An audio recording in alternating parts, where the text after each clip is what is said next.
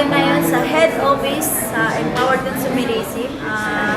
Nag-visit kami dito ngayon. Grabe, no? Kasi attend kami ng Hakot Day na Empowered Consumerism. Ay, grabe talaga. At saka, kung nagdudod ako ngayon, subukan mo to ang negosyo. Kasi ako, dati akong sales lady na sumubok sa ganitong business. Tama, guys. Huwag ka na rin ako magduda. nakatulungan nito ng business na grabe yung binibigay sa akin. No? Nag-state income na ako dito, guys. Nag-travel na ako sa international. Dati ako, pinapangarap ko lang ngayon. Grabe, natutupad na yung mga Yes, tama talaga. pangarap ko ngayon. Na dati, walang-wala ngayon. Meron na.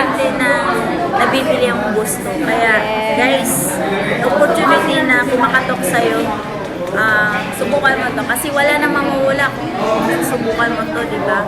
Kaya sa mga FW, mga kagaya ko, sa city, at sa mga seaman na minamarket namin, grabe, no?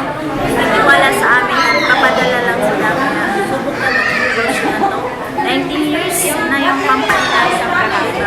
Kaya rin ito, doktor. Kaya, so guys, next na ito ang susunod na iyayaman dito. Yes, kaya sumali na kayo, guys.